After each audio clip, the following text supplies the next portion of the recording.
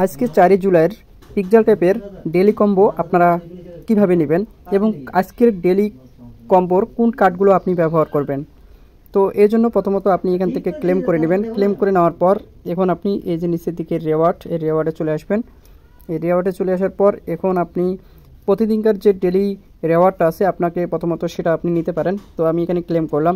Claim করার পর এখানে আমি কিন্তু ডেলি রেওয়ার্ডটা নিয়ে নিলাম। নিয়ে নেওয়ার পর এখন এই যে উপরের দিকে এই প্লের উপর ক্লিক করবেন এবং আজকের যে কার্ডগুলো আপনি ব্যবহার করবেন সেই কার্ডগুলো আমি আপনাদেরকে দেখিয়ে দিচ্ছি।